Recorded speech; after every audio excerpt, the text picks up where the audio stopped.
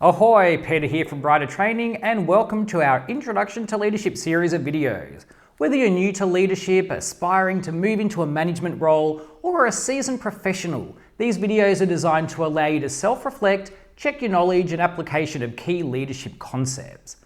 Now in this, the 5th video of the series, we're exploring the topic of the Situational Leadership Model, where I'll briefly explain what it is, why it's a powerful tool, and how it should be applied in a practical sense.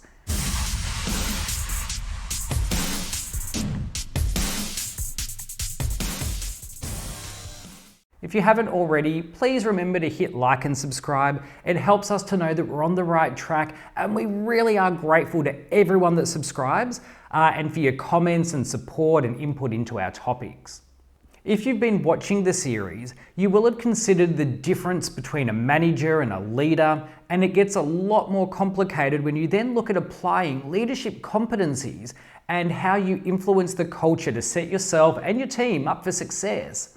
There's a lot of different types of leadership and managers out there, all with different degrees of effectiveness and success from their own and from their team's perspective. However, they all produce different results using different methods.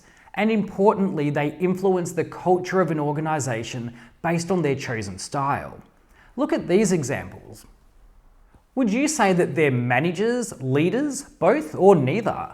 Some of them are leaders without a specific business or a title. Some of them are successful leaders or huge failures, depending on whose perspective you look at. There are many different tools and models out there that you can explore, and the examples I put up a moment ago all use different leadership frameworks. There's models such as values-based leadership, which identifies your values, the values you want others to demonstrate, and the actions that you can take to both demonstrate and instill those values. There's servant leadership models, where you lead by meeting the needs of others, where it's not about the title or the power, but doing what it takes to meet the needs of your team. Servant leaders are often highly regarded by their employees and feel better about themselves at the end of the day. However, there are potential limitations in this if you need to give more direction or manage performance issues. Then there's situational leadership, and that encourages leaders to consider their team's skills, experience, and attitudes, and to alter their leadership style based on the situation. And that's the main focus of today's video. So what is it? In short, it's about assessing your team to determine their development level so that you can decide how directive or how empowering you need to be so you can ensure you provide the best level of support and instruction in order to get the best results. The model states that individual performance is made up of a combination of two things: their competence, or do they have the skills and the experience to do a task, and their commitment, which is how they feel about doing it. Now, based on a combination of these, there are 4 different development levels for each staff member. First of all, we have D1, and that's what we call an enthusiastic beginner. It's someone who has a very low competence, but a really high commitment. An example may be a new staff member with no skills, but really eager to learn. Then we have D2, and we call that one a disillusioned learner. They have low to some competence and a low commitment. Now, this can be someone with lower self-esteem or perhaps someone who's been left with little direction or support. They don't have the skills, and they're also lower on the commitment spectrum. Now at D3, which is a capable but cautious performer, that's someone with moderate to high competence and variable commitment. So because of that variable commitment, they may require more engagement, direction, or follow-up. And finally, we have a category called D4, which is a self-reliant achiever. They have high competence and high commitment. Then, simply put, when you've adequately diagnosed the staff member, you can choose the best leadership style for the situation. And in this model, leaders will have different combinations of what's called directive behaviours, which is telling people what to do and how to do it, and supportive behaviours, which is empowering people to explore their own solutions and asking them for input. So based on that, you can have 4 leadership styles, which directly align with the development levels.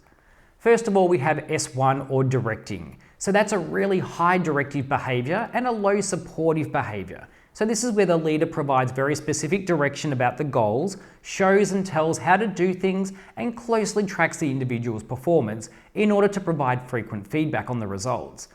Think about it, if you are unskilled, then you want clear instructions and support. It's actually demotivating and bad leadership to give someone in this situation too much freedom. They want clarity and instructions.